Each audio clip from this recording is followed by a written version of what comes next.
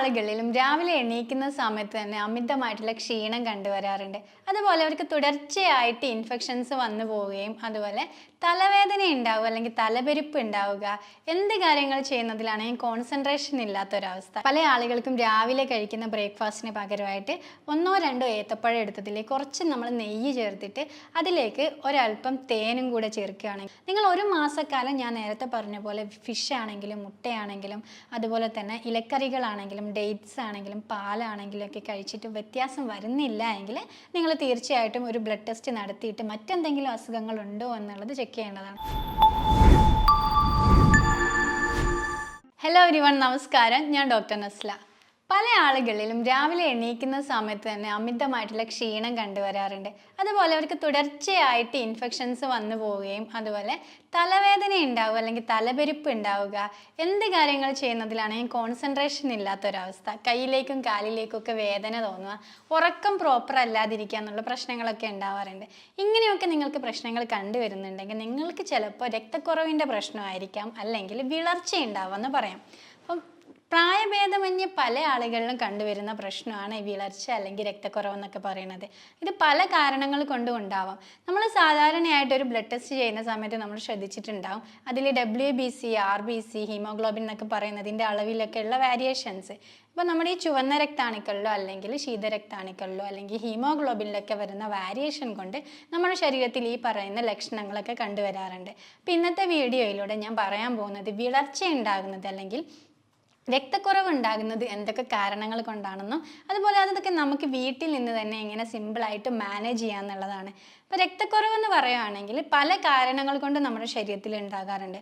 ഒന്നെങ്കിൽ രക്തം പ്രോപ്പറായിട്ട് ഉണ്ടാക്കുന്നുണ്ടാവില്ല, അല്ലെങ്കിൽ നമ്മുടെ ബോഡിയിൽ പ്രോപ്പറായിട്ടുള്ള ബ്ലഡ് ഉണ്ടാവും, അത് മറ്റേതെങ്കിലും തരത്തിൽ ലോസ് ആയി പോകുന്നുണ്ടാവും. ബ്ലീഡിങ് വഴി എങ്ങാനും നമ്മൾക്കത് നഷ്ടപ്പെട്ടു പോകുന്ന ഒരവസ്ഥ ഉണ്ടെങ്കിലൊക്കെയാണ് നമ്മൾക്ക് ഈ അനീമിയ അല്ലെങ്കിൽ വിളർച്ച പോലെയുള്ള പ്രശ്നങ്ങൾ ഉണ്ടാകുന്നത്. അതിൽ ആദ്യത്തെ ഏറ്റവും ഇമ്പോർട്ടൻ്റ് ആയിട്ട് നമ്മൾ പറയുന്നത് വെച്ചാൽ RBC, ചുവന്ന രക്താണുക്കളിൽ ഉണ്ടാകുന്ന ഏറ്റക്കുറച്ചിലുകളിലാണ്. അപ്പോൾ ചുവന്ന രക്താണുക്കളിൻ്റെ ഫങ്ഷൻ എന്താണെന്ന് വെച്ചാൽ അതിൽ ഹീമോഗ്ലോബിൻ എന്ന് പറയുന്ന ഒരു കണ്ടന്റ് ഉണ്ട്. ഈ ഹീമോഗ്ലോബിനാണ് നമ്മുടെ ശരീരത്തിൽ ആവശ്യമായിട്ടുള്ള ഓക്സിജനെ ഓരോ കോശങ്ങളിലേക്കും വഹിച്ചു കൊണ്ടുപോകുന്നത്. ഒരു വാഹനം എന്ന പോലെ എല്ലാ കോശങ്ങളിലേക്കും ആവശ്യമായിട്ടുള്ള ഓക്സിജൻ ഇങ്ങനെ ക്യാരി ചെയ്ത് കൊണ്ടുപോകുന്നത് ഹീമോഗ്ലോബിനാണ്. അപ്പോൾ ഹീമോഗ്ലോബിൻ കുറയുന്ന സമയത്ത് അല്ലെങ്കിൽ RBC കുറയുന്ന സമയത്ത് നമ്മൾക്ക് ശരീരത്തിൽ ആവശ്യമായിട്ടുള്ള ഓക്സിജൻ എത്തില്ല.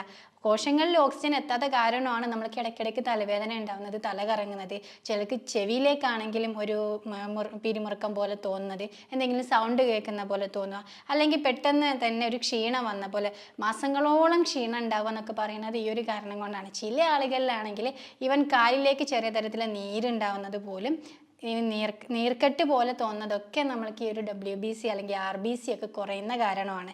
നമ്മുടെ ശരീരത്തിൽ RBC ഉണ്ടാക്കുന്നത് അല്ലെങ്കിൽ എല്ലാ തരത്തിലുള്ള രക്തത്തിലെ കോശങ്ങൾ ഉണ്ടാക്കുന്നത് നമ്മുടെ മജ്ജയിൽ വെച്ചിട്ടാണ്, നമ്മുടെ എല്ലിൻ്റെ അകത്ത് മജ്ജയിൽ വെച്ചിട്ടാണ് ഉണ്ടാക്കുന്നത്, അല്ലെങ്കിൽ ബോൺ മാരോയിൽ വെച്ചിട്ടാണ് ഉണ്ടാക്കുന്നത്. അപ്പോൾ ഈ ബോൺ മാരോയ്ക്ക് അകത്ത് എന്തെങ്കിലും ഇൻഫെക്ഷൻസ് ഉണ്ടാവുകയാണെങ്കിൽ നമ്മൾക്ക് ആവശ്യത്തിനുള്ള RBC അല്ലെങ്കിൽ നമ്മൾക്ക് ആവശ്യത്തിനുള്ള ചുവന്ന രക്താണുക്കളോ ഉണ്ടാക്കാതെയാവാം.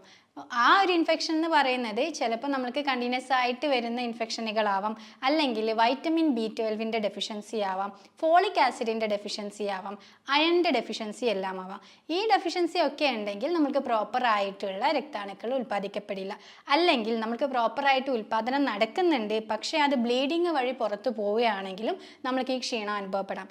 അതിൽ പ്രധാനമാണ് സ്ത്രീകളിൽ പറയുകയാണെങ്കിൽ മെൻസ്ട്രുവേഷൻ്റെ സമയത്ത് ഏകദേശം 60 ml എങ്കിലും രക്തം നമ്മുടെ ശരീരത്തിൽ നിന്ന് പോകുന്നുണ്ട്. അതിൻ്റെ കൂടെ നോക്കുകയാണെങ്കിൽ 30 മില്ലിഗ്രാം എങ്കിലും ഓരോ മാസവും ഓരോ സ്ത്രീയുടെ ശരീരത്തിൽ നിന്നും ഈ ബ്ലീഡിങ് വഴി നമ്മൾക്ക് നഷ്ടപ്പെടുന്നുണ്ട്. അതുകൊണ്ട് തന്നെ അവരുടെ ശരീരത്തിൽ അയണിൻ്റെ കണ്ടൻറ്റ് കുറവായിരിക്കും. ഈ അയണിൻ്റെ കണ്ടൻറ്റ് ഇല്ല എങ്കിൽ പ്രോപ്പറായിട്ടുള്ള ഹീമോഗ്ലോബിൻ്റെ പ്രൊഡക്ഷനോ അല്ലെങ്കിൽ RBCയുടെ പ്രൊഡക്ഷനോ നടക്കില്ല. അപ്പം കൂടുതൽ ആളുകളിലും വിളർച്ച പറയുകയാണെങ്കിൽ 90% മേലെ അനീമിയ അല്ലെങ്കിൽ വിളർച്ച എന്ന് പറയുന്നത് 90% മേലെ നമ്മൾക്ക് അയൺ കുറയുന്നത് കൊണ്ട് മാത്രം ഉണ്ടാകുന്ന പ്രശ്നങ്ങളാണ്. അതുകൊണ്ട് തന്നെ അയൺ നമ്മുടെ ശരീരത്തിൽ കുറയുകയാണെങ്കിൽ വലിയ പ്രത്യാഘാതങ്ങൾ തന്നെ ഉണ്ടാകാറുണ്ട്. മുലയൂട്ടുന്ന അമ്മമാരിൽ അല്ലെങ്കിൽ പ്രഗ്നൻസി സമയത്തൊക്കെ സ്ത്രീകളിൽ ഏകദേശം 730 മില്ലിഗ്രാമോളം അയൺ ചിലവാകുന്നുണ്ട്. അപ്പോൾ അവർക്കും ആവശ്യമായിട്ടുള്ള അയൺ ഇല്ലെങ്കിൽ നമ്മുടെ ശരീരത്തിൽ ഈ ക്ഷീണം ഉണ്ടാവാം, അല്ലെങ്കിൽ തലവേദന മാറാതെ വരാം, അങ്ങനെയൊക്കെ പ്രശ്നങ്ങൾ ഉണ്ടാകും. അതുപോലെ ആർത്തവിരാമത്തിന് ശേഷമാണെങ്കിലും സ്ത്രീകളിൽ പ്രശ്നങ്ങൾ ഉണ്ടാകാറുണ്ട്. ഇവൻ പുരുഷന്മാരിൽ നോക്കുവാണെങ്കിലും പലതരത്തിലുള്ള കാരണങ്ങൾ കൊണ്ട് ഇത് ഉണ്ടാവാറുണ്ട്. ഇപ്പം ഗർഭിണികളിലാണെങ്കിൽ നമ്മൾക്കറിയാം, അവർക്ക് ഗർഭിണി ആയിരിക്കുന്ന സമയത്ത് തന്നെ അയണിൻ്റെയും ഫോളിക് ആസിഡിൻ്റെ ഒക്കെ സപ്ലിമെൻറ്റ് കൊടുക്കാറുണ്ട്. അത് കാരണം എന്താണെന്ന് വെച്ചാൽ കുട്ടിക്ക് ആവശ്യമായിട്ടുള്ള അയണ് അവർക്ക് മാക്സിമം RBC ഉൽപ്പാദിക്കപ്പെടാനും അവരുടെ ശരീരത്തിൽ രക്തക്കുറവ് ഇല്ലാതിരിക്കാൻ വേണ്ടിയിട്ടുമാണ് ഈ ഒരു സപ്ലിമെൻ്റ് കൊടുക്കുന്നത്.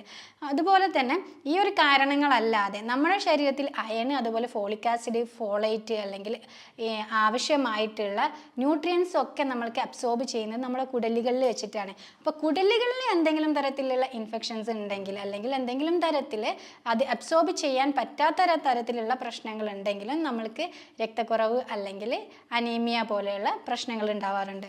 അതുപോലെ ചില ആളുകളിൽ അല്ലെങ്കിൽ കുട്ടികളിലൊക്കെ കണ്ടുവരുന്നു, അതുപോലെ മുതിർന്നവരിലാണെങ്കിലും പലതരത്തിലെ വിരശല്യം, ഹുക്ക് വേം ഇൻഫെക്ഷൻ എന്നൊക്കെ പറയും, അതിലൂടെയാണെങ്കിലും നമ്മൾക്ക് ഒരുപാട് ബ്ലഡ് ലോസ് ഉണ്ടാവാറുണ്ട്. അതുപോലെ പൈൽസ് ഉള്ള ആളുകളിലാണെങ്കിലും ബ്ലഡ് ലോസ് കണ്ടുവരാറുണ്ട്. ഇതിലൂടെയൊക്കെ നമ്മുടെ ശരീരത്തിൽ നിന്ന് ഒരുപാട് ഫോളിക് ആസിഡും അയണും നഷ്ടപ്പെട്ടു പോവാറുണ്ട്. അതുകൊണ്ടും നമ്മൾക്ക് പലപ്പോഴും വിളർച്ച പോലെയുള്ള പ്രശ്നങ്ങൾ അല്ലെങ്കിൽ രക്തക്കുറവ് ഉണ്ടാകാം.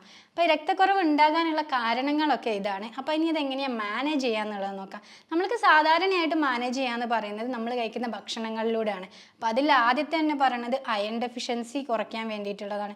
അയൺ നമ്മൾക്ക് ഏറ്റവും കൂടുതൽ കിട്ടുന്നത് നമ്മൾ പാല് കഴിക്കുന്നതിലൂടെ, അല്ലെങ്കിൽ മുട്ട കഴിക്കുന്നതിലൂടെ, മീൻ കഴിക്കുന്നതിലൂടെ, ഇറച്ചി കഴിക്കുന്നതിലൂടെ, നല്ല പച്ചക്കറികൾ കഴിക്കുന്നത്, ഇലക്കറികളായിട്ടുള്ള പച്ചക്കറികൾ, മുരിങ്ങ, അതുപോലെ ചീര പോലെയുള്ള ഭക്ഷണങ്ങൾ കഴിക്കുന്നതിലൂടെയൊക്കെയാണ് നമ്മൾക്ക് ഒരുപാടായിട്ട് അയൺ കിട്ടുന്നത്. അതുപോലെ ഒരുപാട് ബീൻസ് കഴിക്കുകയാണെങ്കിൽ, അതുപോലെ നട്ട്സ് കഴിക്കുകയാണെങ്കിലും, അതുപോലെ ബീട്രൂട്ട് അല്ലെങ്കിൽ ക്യാരറ്റ് ഒക്കെ തുടങ്ങിയിട്ടുള്ളവ, അനാറ് തുടങ്ങിയിട്ടുള്ളവ കഴിക്കുകയാണെങ്കിൽ നമ്മുടെ ശരീരത്തിലെ രക്തത്തിൻ്റെ അളവ് നമുക്ക് കൂട്ടിക്കൊണ്ടുവരാൻ സാധിക്കും. അതുപോലെ തന്നെ വൈറ്റമിൻ B12 അളവാണ് നമ്മൾക്ക് ഡെഫിഷ്യൻസി ഉള്ളതെങ്കിൽ അത് കൂട്ടിക്കൊണ്ടുവരാൻ വേണ്ടിയിട്ട് നമ്മൾ ചെയ്യേണ്ടതും ഏറ്റവും അധികം കഴിക്കേണ്ടത് മീനുകളാണ്. ചെറിയ മത്സ്യങ്ങൾ, മത്തി പോലെയുള്ള മത്സ്യങ്ങളാണ് ഒരുപാട് കഴിക്കേണ്ടത്. ചൂര കഴിക്കാം, അയല കഴിക്കാം. ഇപ്പം ഒരു ഉദാഹരണത്തിന് ദിവസം നമ്മൾ കറിയിലിട്ട മത്തി ഒരു 3 എണ്ണം കഴിക്കുകയാണെങ്കിൽ നമ്മൾക്ക് ഈ വൈറ്റമിൻ B12 ഡെഫിഷ്യൻസി ഉണ്ടാവില്ല എന്ന് തന്നെ പറയാം. അതിൻ്റെ കൂടെ തന്നെ കാൽഷ്യവും നമ്മൾക്കത് നോർമലൈസ് ചെയ്ത് കൊണ്ടുപോകാൻ സാധിക്കും. അതുപോലെ എള്ള് കഴിക്കുന്നത് വളരെ നല്ലതാണ്. അതുപോലെ തന്നെ നമ്മൾ പാൽ ഉൽപ്പന്നങ്ങളിലും ഒരുപാട് വൈറ്റമിൻ B12 ഉണ്ട്. അതുപോലെ ബീഫ് കഴിക്കുന്നതാണെങ്കിൽ ബീഫിൻ്റെ ലിവറിലാണെങ്കിലും എല്ലാം നമുക്ക് വൈറ്റമിൻ B12 കണ്ടന്റ് ഉണ്ട്. അതുപോലെ പാലിലും അതുപോലെ മുട്ടയിലാണെങ്കിലും വൈറ്റമിൻ B12 കണ്ടന്റ് ഉണ്ട്. അതുപോലെ കടൽ മത്സ്യങ്ങളിൽ നമ്മൾക്ക് ആവശ്യത്തിനുള്ള വൈറ്റമിൻ B12 ഉണ്ട്. കടൽ മത്സ്യങ്ങളാണെങ്കിൽ ഷെൽ ഫിഷുകളിൽ കൂടുതലായിട്ട്, ചെറിയ മത്സ്യങ്ങളിലും ഷെൽ ഫിഷുകളിലും ഉണ്ട്. നമ്മൾ കടിക്ക അല്ലെങ്കിൽ ക്രാബ് പോലെയുള്ളതിലൊക്കെ ആണെങ്കിലും നമുക്ക് വൈറ്റമിൻ B12 അളവ് ആവശ്യത്തിനധികം കിട്ടുന്നതാണ്. അത് ചില ആളുകളിൽ ഈ ഭക്ഷണമൊക്കെ നോർമലായിട്ട് കഴിക്കുന്നുണ്ടാവും, എങ്കിൽ പോലും അവരുടെ ശരീരത്തിൽ പ്രോപ്പറായിട്ട് ഇത് അബ്സോർബ് ചെയ്യുന്നുണ്ടാവില്ല, ആഗിരണം ചെയ്യപ്പെടുന്നുണ്ടാവില്ല. ആഗിരണം ചെയ്യപ്പെടാത്തതിൻ്റെ ഒരു പ്രശ്നം എന്ന് പറയുന്നത് നമ്മുടെ കുടലുകളിൽ വെച്ചാണ് ആഗിരണം ചെയ്യപ്പെടേണ്ടതെന്ന് ഞാൻ നേരത്തെ പറഞ്ഞു. കുടലുകൾക്ക് എന്തെങ്കിലും തരത്തിലുള്ള പ്രശ്നങ്ങൾ ഉണ്ടെങ്കിൽ, അതിൻ്റെ ലൈനിങ്ങുകൾ, കുടലിൻ്റെ ലൈനിങ്ങുകളിൽ എന്തെങ്കിലും തരത്തിലുള്ള പ്രശ്നങ്ങൾ ഉണ്ടെങ്കിൽ അത് ആഗിരണം ചെയ്യപ്പെടാതെ പോവാം. അതിനുവേണ്ടി നമ്മൾ ചെയ്യേണ്ട കുറച്ച് കാര്യങ്ങളുണ്ട്. അത് ആഗിരണം ചെയ്യപ്പെടാൻ വേണ്ടി നമ്മൾ ആദ്യം തന്നെ ചെയ്യേണ്ടത്, നമ്മൾ ഏത് കഴിക്കുന്ന ഭക്ഷണത്തിൻ്റെ കൂടെയും വൈറ്റമിൻ സിയുടെ കണ്ടന്റ് ഉൾപ്പെടുത്തുക എന്നുള്ളതാണ്. അപ്പോൾ അതിന് വേണ്ടിയിട്ടുള്ള കുറച്ച് കോമ്പിനേഷൻസ് ഞാൻ പറയാം. നമ്മൾ എന്ത് ഭക്ഷണം കഴിക്കുകയാണെങ്കിൽ, നമ്മൾ ഇറച്ചിയോ അല്ലെങ്കിൽ മീനൊക്കെ കഴിക്കുന്നതിൻ്റെ കൂടെ ഒരു നാരങ്ങ അല്ലെങ്കിൽ ലെമണൊക്കെ ആഡ് ചെയ്ത് കഴിക്കുകയാണെങ്കിൽ അത് പെട്ടെന്ന് തന്നെ അബ്സോർബ് ചെയ്യുന്നതാണ്. അപ്പോൾ ഉദാഹരണത്തിന് നമ്മളിപ്പം ഹോട്ടലിലെല്ലാം പോയി കഴിഞ്ഞാൽ കാണാം, നമ്മളിപ്പം ബീഫൊക്കെ ആണെങ്കിൽ അല്ലെങ്കിൽ ഫിഷൊക്കെയാണ് അതിൻ്റെ മേലെ ലെമൺ ആഡ് ചെയ്തിട്ട് വെക്കുന്നത്, ലെമണിൻ്റെ കട്ട് ചെയ്ത് വെക്കുന്നത് കാണാം. ഈ ലെമൺ ആഡ് ചെയ്ത് കഴിക്കുകയാണെങ്കിൽ വളരെ പെട്ടെന്ന് തന്നെ നമ്മൾക്ക് ഇതിലുള്ള അയണിൻ്റെ കണ്ടന്റ്, അതുപോലെ ഫോളിക് ആസിഡിൻ്റെ കണ്ടന്റ് ഒക്കെ വളരെ വേഗത്തിൽ ശരീരത്തിൽ അബ്സോർബ് ചെയ്യുന്നതാണ്. അതുപോലെ തന്നെ നമ്മൾ ഉച്ചയ്ക്കാണെങ്കിലും രാത്രിയിലൊക്കെ ആണെങ്കിലും മത്സ്യം കഴിച്ചതിന് ശേഷം ഒരു വൈറ്റമിൻ സി അടങ്ങിയിട്ടുള്ള എന്തെങ്കിലും ഒരു ഭക്ഷണങ്ങൾ, ഉദാഹരണത്തിന് പേരക്ക കഴിക്കാം, നാരങ്ങ കഴിക്കാം, മാംഗോ കഴിക്കാം, പപ്പായ കഴിക്കാം, ഏതാണെങ്കിലും ഇവൻ നെല്ലിക്കയാണെങ്കിലും കഴിക്കുകയാണെങ്കിലും മതി. പക്ഷേ ഇതൊരു അബ്സോർപ്ഷൻ കൂട്ടിക്കൊണ്ടുവരാൻ വേണ്ടിയിട്ട് ചെയ്യുന്നതാണ്. ഈ സീഡുകളിൽ അല്ലെങ്കിൽ വിത്തിനങ്ങളിലാണ് ഏറ്റവും കൂടുതലായിട്ട് അയണിൻ്റെ കണ്ടന്റ് ഉള്ളതെന്ന് പറഞ്ഞല്ലോ. അതുപോലെ തന്നെ നമ്മൾ കാരക്ക കഴിക്കുന്നത്, ഡേറ്റ്സ് കഴിക്കുന്നതിലും ഒരുപാട് നമുക്ക് അയണിൻ്റെ കണ്ടൻറ്റ് കിട്ടും. അപ്പം ഒരു ദിവസം 1-2 എള്ളുണ്ട കഴിക്കുന്നത് വളരെ നല്ലതാണ്. അതുപോലെ തന്നെ നമ്മൾക്ക് എള്ളും കാരക്കയും ചേർത്തിട്ട് കഴിക്കുകയാണെങ്കിൽ വളരെ നല്ലതാണ്. കുട്ടികൾക്കൊക്കെ കൊടുക്കാൻ വേണ്ടിയിട്ട് വളരെ നല്ലതായിട്ടുള്ളൊരു മിക്സിങ് കോംബോ പറയുകയാണെങ്കിൽ നമ്മൾക്ക് എള്ളും അതുപോലെ കുറച്ച് ശർക്കരയും അതുപോലെ തന്നെ ഡേറ്റ്സും കൂടെ കാരക്കയും കൂടെ ചേർത്തിട്ട് കൊടുക്കുകയാണെങ്കിൽ വളരെ നല്ലതാണ്. അതുപോലെ നമ്മൾ കട്ടിയുള്ള തൈര് അല്ലെങ്കിൽ യോഗേട്ട് കഴിക്കുന്നതിന് കൂടെ കുറച്ച് മഞ്ഞൾപ്പൊടിയും കൂടെ ചേർത്തിട്ട് കഴിക്കുകയാണെങ്കിലും പെട്ടെന്ന് നമ്മുടെ ശരീരത്തിൽ ആവശ്യമായിട്ടുള്ള അയണിൻ്റെ കണ്ടൻറ്റ് നമുക്ക് അബ്സോർബ് ചെയ്തെടുക്കാൻ സാധിക്കും. അതുപോലെ തന്നെ നമ്മൾ പല ആളുകൾക്കും രാവിലെ കഴിക്കുന്ന ബ്രേക്ക്ഫാസ്റ്റിന് പകരമായിട്ട് 1-2 ഏത്തപ്പഴം എടുത്തതിലേക്ക് കുറച്ച് നമ്മൾ നെയ്യ് ചേർത്തിട്ട് അതിലേക്ക് ഒരല്പം തേനും കൂടെ ചേർക്കുകയാണെങ്കിൽ അല്ലെങ്കിൽ ശർക്കരയും കൂടെ ചേർക്കുകയാണെങ്കിൽ, ഈ ഏത്തപ്പഴത്തിൽ ഒരുപാട് അയണിൻ്റെ കണ്ടൻറ്റ് ഉണ്ട്, ശർക്കരയിലാണെങ്കിലും ഫോളിക് ആസിഡിൻ്റെ കണ്ടൻറ്റും കോപ്പറിൻ്റെ കണ്ടൻറ്റും ഉണ്ട്. അപ്പം നമ്മൾക്ക് കൂടുതലായിട്ടുള്ള ആവശ്യത്തിൻ്റെ ന്യൂട്രിയൻസ് ഉണ്ടായതുകൊണ്ട് തന്നെ ആ ഒരു രീതിയിൽ എടുക്കുകയാണെങ്കിൽ നമുക്ക് വളരെ നല്ലതാണ്. അതുപോലെ നമ്മൾ ബീട്രൂട്ട് അത് വേവിച്ചിട്ട് കഴിക്കുകയാണെങ്കിൽ ബീട്രൂട്ടിൽ ഒരുപാട് അയണിൻ്റെ കണ്ടൻറ്റ് ഉണ്ട്. അതുപോലെ വേവിച്ചിട്ട് കഴിക്കാം, അല്ലെങ്കിൽ നമുക്ക് ജ്യൂസ് ആക്കിയിട്ട് കഴിക്കാം, നമ്മൾ തോരനൊക്കെ വെച്ച് കഴിക്കുന്നത് നല്ലതാണ്. പിന്നെ അതുപോലെ നമ്മൾ ഡെയിലി ഒരു നെല്ലിക്കെങ്കിലും കഴിക്കാൻ വേണ്ടിയിട്ട് ശ്രദ്ധിക്കുക. അതിലും ഒരുപാട് അയണിൻ്റെയും ഫോളിക് ആസിഡിൻ്റെയും കണ്ടൻറ്റ് ഉണ്ട്. അതുപോലെ വൈറ്റമിൻ സിയുടെ കണ്ടൻറ്റും കൂടെ കൂടുതലുള്ളതാണ്.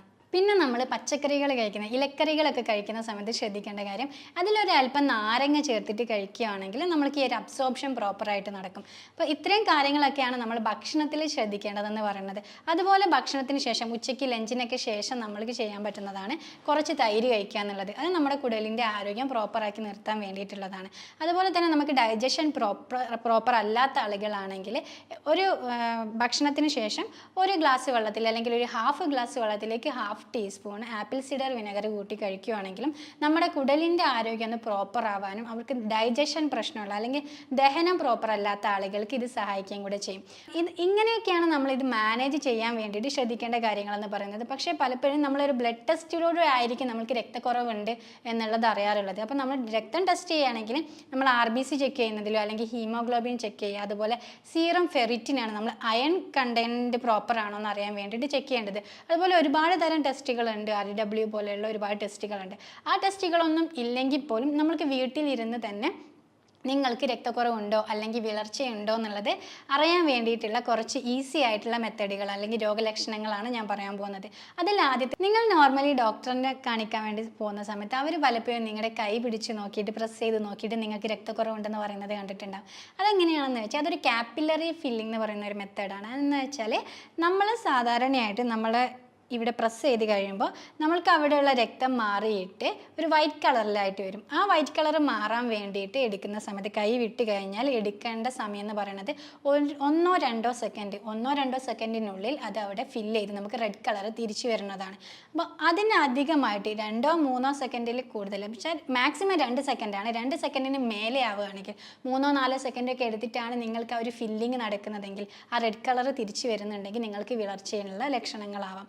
അതാണ് ഒന്നാമത് നമുക്ക് ചെക്ക് ചെയ്യാൻ ഈസി ആയിട്ടുള്ള മെത്തേഡ് എന്ന് പറയുന്നത്. അതുപോലെ തന്നെ നിങ്ങളുടെ ചർമ്മത്തിൽ ഉണ്ടാകുന്ന വ്യത്യാസം, സ്കിന്ന് ഭയങ്കരമായിട്ട് ഡ്രൈ ആവുക, അതുപോലെ തന്നെ ചുളിവുകൾ പെട്ടെന്ന് വരിക എന്നുള്ളത് മുഖത്താണെങ്കിലൊക്കെ നമ്മൾക്ക് പ്രായത്തിന് മുന്നേ തന്നെ, പ്രായം നോക്കുവാണെങ്കിൽ വളരെ പെട്ടെന്ന് തന്നെ നമ്മുടെ മുഖത്തൊക്കെ ചുളിവുകൾ വന്ന് തുടങ്ങുന്നുണ്ടെങ്കിൽ, അല്ലെങ്കിൽ പെട്ടെന്നൊരു ചുളിവ്, കുറേ കാലങ്ങളൊന്നുമില്ല, പെട്ടെന്ന് നമ്മൾക്കൊരു ചുളിവ് പ്രത്യക്ഷപ്പെടുകയാണെങ്കിൽ അത് നമ്മൾക്ക് വിളർച്ചയുടെ ഒരു ലക്ഷണമാവും. അതുപോലെ തന്നെ നമ്മുടെ മുടി കൊഴിയുന്നത്, ഈ ചുളിവുകളുടെ കൂടെ തന്നെ മുടി കൊഴിച്ചിൽ അല്ലെങ്കിൽ മുടിയുടെ ഉള്ളു കുറഞ്ഞു വരുന്നുണ്ടെങ്കിലും ഇതൊരു അനീമിയയുടെ അല്ലെങ്കിൽ വിളർച്ചയുടെ ലക്ഷണങ്ങളാവാം. മൂന്നാമത്തേതെന്ന് പറയുന്നത് നമ്മുടെ കൈകാലുകളിൽ അമിതമായിട്ടുള്ള തണുപ്പ് അനുഭവപ്പെടുന്നതാണ്. അപ്പോൾ കാലിലൊക്കെ സാധാരണയായിട്ട് നമ്മൾക്ക് ഉള്ളതിനേക്കാളും കൂടുതലായിട്ട് തണുപ്പ് അനുഭവപ്പെടുന്നുണ്ടെങ്കിൽ നിങ്ങൾക്ക് ചിലപ്പോൾ രക്തക്കുറവുണ്ടാവാം. അതുപോലെ തന്നെ നമ്മൾ എന്ത് ജോലി ചെയ്യുന്ന സമയത്താണെങ്കിലും പെട്ടെന്ന് മസിൽ ക്രാമ്പ് അല്ലെങ്കിൽ മസിൽ കോച്ചി പിടിക്കുന്ന പോലെ പ്രശ്നം, അല്ലെങ്കിൽ മസിൽ വേദന ഉണ്ടാകുന്നതൊക്കെ ഒരു പ്രശ്നം ഉണ്ടെങ്കിൽ നിങ്ങൾക്ക് രക്തക്കുറവുണ്ടാവാം. നിങ്ങളുടെ മസിലുകളിൽ ആവശ്യമായിട്ടുള്ള ഓക്സിജൻ എത്തുന്നുണ്ടാവില്ല, രക്തം എത്താത്ത കാരണം ഉണ്ടാകുന്ന വേദനയാവും നിങ്ങൾക്ക് ഉണ്ടാകുന്നത്. അതുപോലെ തന്നെ അഞ്ചാമതായി പറയുന്നതാണ്, നമ്മൾ എന്തെങ്കിലും കുറച്ച് വർക്ക് ചെയ്യുന്ന സമയത്ത് അല്ലെങ്കിൽ നമ്മൾ ചെറിയ തരത്തിലൊന്ന് വർക്ക് ചെയ്യുന്ന സമയത്ത് തന്നെ നമ്മൾക്ക് അമിതമായിട്ടുള്ള ക്ഷീണം അനുഭവപ്പെടുക, അതുപോലെ നെഞ്ചിടിപ്പ് തോന്നുന്നത്, അപ്പോൾ കൂടുതലായിട്ട് ഹൃദയമിടിപ്പ് തോന്നുക, നമുക്ക് ശ്വാസം മുട്ടുന്ന പോലെ തോന്നുക, കുറച്ച് സ്റ്റെപ്പ് കയറുമ്പോഴേക്കും അല്ലെങ്കിൽ സ്റ്റെപ്പ് ഇറങ്ങി വരുന്ന സമയത്ത് അല്ലെങ്കിൽ കുറച്ചൊന്ന് നടന്നു കഴിഞ്ഞാലൊക്കെ നമുക്ക് കിതപ്പ് അനുഭവപ്പെടുന്നതൊക്കെ അതും രോഗലക്ഷണങ്ങളാവാം. അതുപോലെ തന്നെ ആറാമതായിട്ട് പറയുന്നതാണ്, നമ്മൾക്ക് ഒന്നും ഓർമ്മയിൽ നിൽക്കാത്ത പോലെ, എന്ത് കാര്യങ്ങളും നമ്മൾ ഓർത്ത് ചെയ്യണം എന്ന് ഓർത്താൽ നമ്മളത് മറന്നു പോകുന്ന ഒരു ടെൻഡൻസി.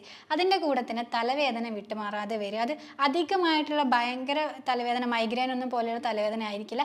ചെറിയ തലത്തിൽ തലവേദന, തലപെരുപ്പ് ഉണ്ടാവുക, അതുപോലെ തല കറങ്ങുന്ന പോലെ ഒരു ടെൻഡൻസി ഉണ്ടാവുക, ചില ആളുകൾ ചെവിയിൽ നിന്നൊക്കെ ഒരു സൗണ്ട് കേൾക്കുന്ന പോലെയൊക്കെ തോന്നുന്നതും അതുപോലെയൊക്കെയുള്ള ക്ഷീണങ്ങൾ ഇതിൻ്റെ കൂടെയായിട്ട് തുടർച്ചയായിട്ട് വരുന്നുണ്ടെങ്കിൽ നിങ്ങൾക്ക് രക്തക്കുറവ് ഉണ്ടാവാം, അല്ലെങ്കിൽ വിളർച്ചയുടെ ലക്ഷണങ്ങളാവാം. അപ്പോൾ ഈ പറഞ്ഞ 6 കാര്യങ്ങളിൽ 3 എണ്ണമെങ്കിലും നിങ്ങൾക്ക് ഉണ്ടെങ്കിൽ നിങ്ങൾക്കൊരു രക്തക്കുറവ് ഉണ്ടെന്നുള്ളതിൻ്റെ ഒരു ഏകദേശ ധാരണയിലെത്താവുന്നതാണ്. അപ്പോൾ അങ്ങനെ ഉണ്ടെങ്കിൽ ഞാൻ നേരത്തെ പറഞ്ഞിട്ടുള്ള മാനേജ്മെൻറ്റിലൂടെ നിങ്ങൾക്ക് ഭക്ഷണത്തിൽ വ്യത്യാസം വരുത്തിയിട്ട് തന്നെ നിങ്ങൾക്കിത് മാനേജ് ചെയ്യാവുന്നതേ ഉള്ളൂ. നിങ്ങൾ ഒരു മാസക്കാലം ഞാൻ നേരത്തെ പറഞ്ഞ പോലെ ഫിഷ് ആണെങ്കിലും മുട്ടയാണെങ്കിലും അതുപോലെ തന്നെ ഇലക്കറികളാണെങ്കിലും ഡേറ്റ്സ് ആണെങ്കിലും പാലാണെങ്കിലും ഒക്കെ കഴിച്ചിട്ട് വ്യത്യാസം വരുന്നില്ല എങ്കിൽ നിങ്ങൾ തീർച്ചയായിട്ടും ഒരു ബ്ലഡ് ടെസ്റ്റ് നടത്തിയിട്ട് മറ്റെന്തെങ്കിലും അസുഖങ്ങളുണ്ടോ എന്നുള്ളത് ചെക്ക് ചെയ്യേണ്ടതാണ്.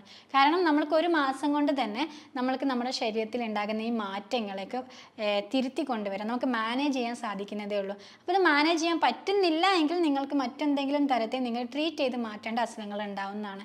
അപ്പം നിങ്ങൾ മാക്സിമം നിങ്ങൾക്ക് ഇങ്ങനെ ഒരു ക്ഷീണം അനുഭവപ്പെടുന്നുണ്ടെങ്കിൽ നിങ്ങൾ ചെയ്ത രീതിയിൽ ഇത്രയും മാറ്റങ്ങളൊക്കെ നിങ്ങളുടെ ഭക്ഷണത്തിൽ ഇത്രയും കാര്യങ്ങളൊക്കെ ഉൾപ്പെടുത്തുക. ഞാൻ നേരത്തെ പറഞ്ഞിട്ടുള്ള മാനേജ് ചെയ്യാനുള്ള ഭക്ഷണങ്ങളുടെ കൂടെ വൈറ്റമിൻ സിയും കൂടെ ആഡ് ചെയ്തിട്ട് കഴിക്കാൻ വേണ്ടി ശ്രദ്ധിക്കുക. ഇത്രയും കാര്യങ്ങളാണ് നമുക്കിത് മാനേജ് ചെയ്യാൻ, രക്തക്കുറവ് മാനേജ് ചെയ്യാൻ അല്ലെങ്കിൽ വിളർച്ചയുള്ള ആളുകൾക്ക് ചെയ്യേണ്ട കാര്യങ്ങൾ. അടുത്തൊരു വീഡിയോയിൽ പുതിയൊരു ടോപ്പിക്കുമായിട്ട് വീണ്ടും കാണാം. താങ്ക്